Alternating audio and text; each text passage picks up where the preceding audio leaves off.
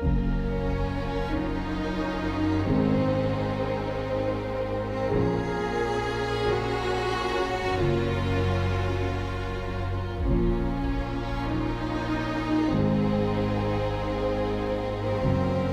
week the chateau roof has disappeared before our eyes.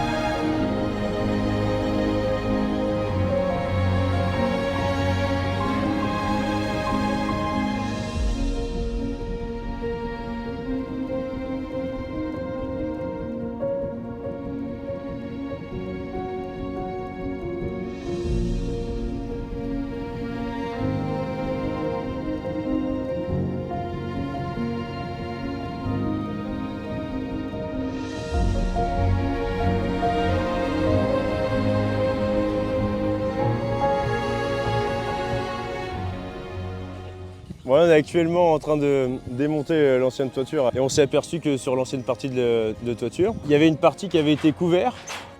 Alors nous d'habitude, on met 2 clous sur chaque ardoise avec épaulé de chaque côté pour pouvoir la poser correctement. Mais sur les anciennes toitures, des fois, ce qu'ils faisaient, c'est qu'ils mettaient juste un clou au milieu pour pouvoir changer une ardoise. Ils pouvaient la tourner.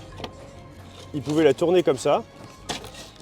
Ils pouvaient la tourner comme ça pour pouvoir réparer dessous si des fois des ardoises cassaient. Et ensuite, ils la remettaient comme ça. Et là, ils pouvaient réparer juste dessous. On voit que c'est déjà pas la même épaisseur. Celles-là, elles font 2 mm, c'est de l'ardoise économique. Il y a quelques années, ils mettaient des ardoises qui ne coûtaient pas trop cher, qui étaient vachement fines. Maintenant, on peut se permettre de mettre, ça dépend des monuments, mais on peut se permettre de mettre de l'ardoise qui est quand même vachement plus épaisse et qui dure quand même plus longtemps dans le temps. Mais là, bon, puis celles-là, elles sont fatiguées, donc elles ont quelques années. Celles-là, elles sont quand même elles sont neuves, elles n'ont pas pris les intempéries, donc puis elles sont plus épaisses, donc elles tiendront plus longtemps dans le temps.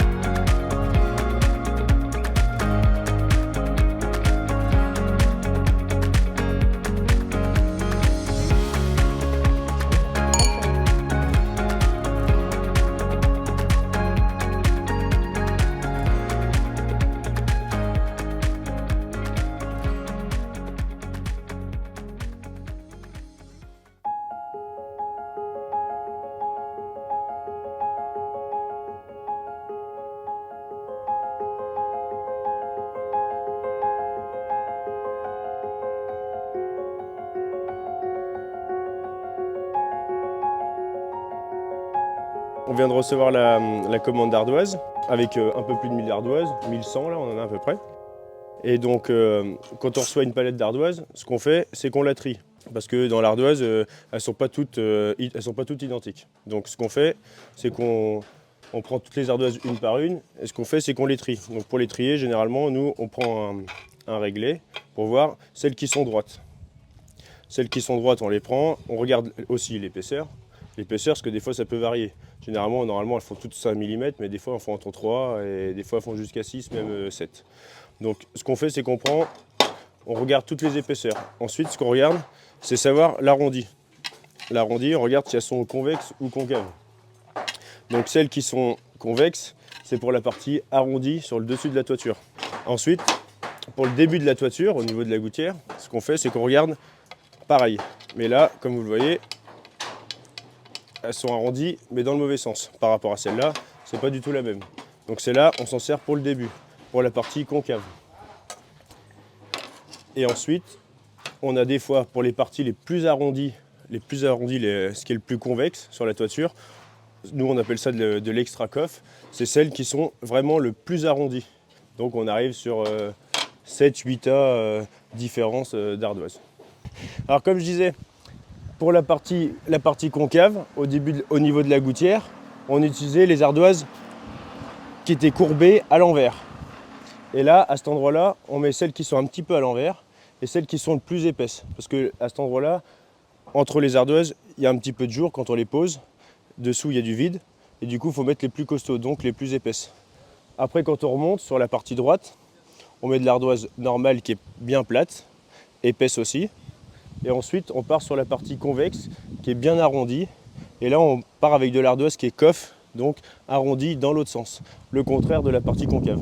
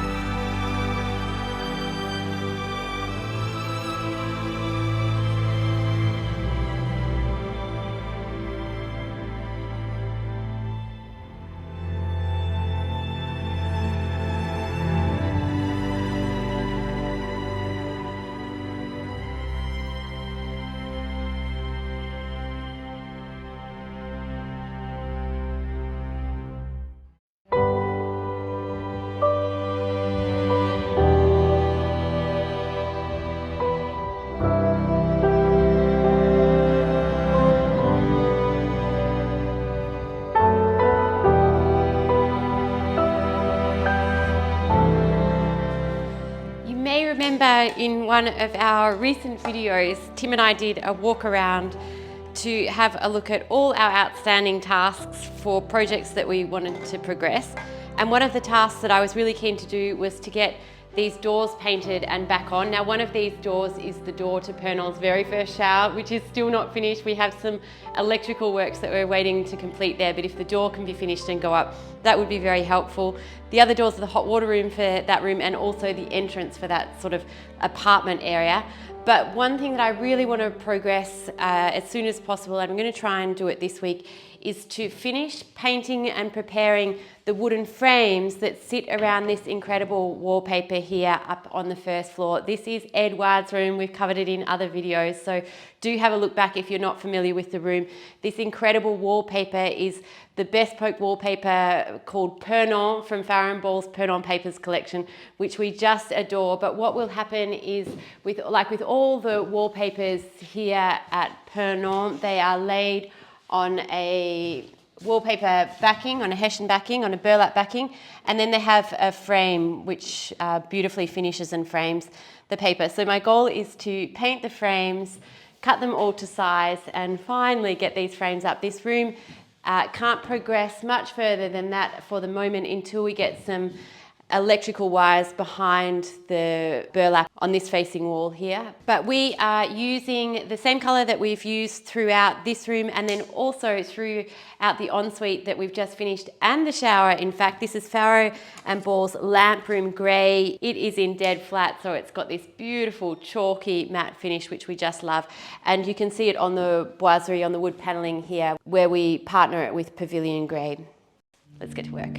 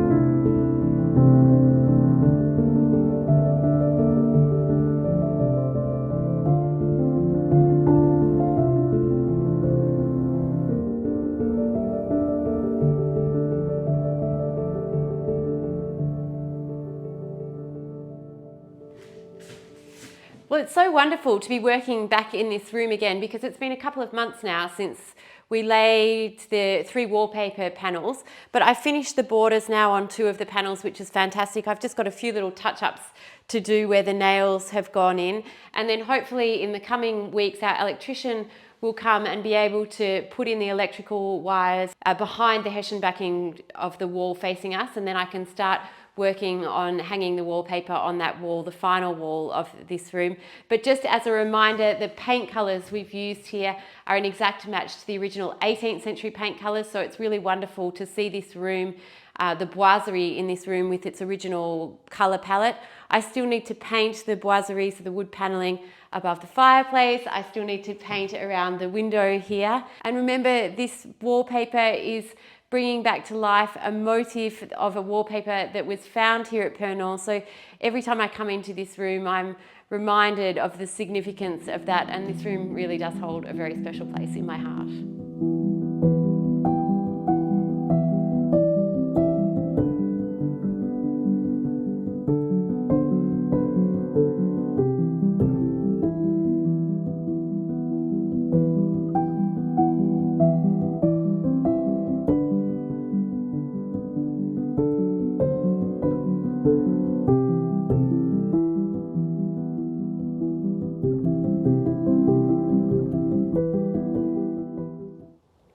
As each phase of the restoration unfolds, one of the things I reflect on all the time is just how much work goes into each element of the restoration process. So this week, as part of this week's video, we saw one of our roofers, Kevin, with his ruler, measuring the curvature of every one of the 47,000 slate tiles that goes on Pernon's roof. And I often find myself reflecting, when we first saw Pernon, we knew we had a huge restoration project ahead of us, but I wonder if we had any comprehension of the scale and the attention to detail that would be required to carry out this restoration. And I find myself wondering whether, if we'd known those things, whether we would have taken on the project at all.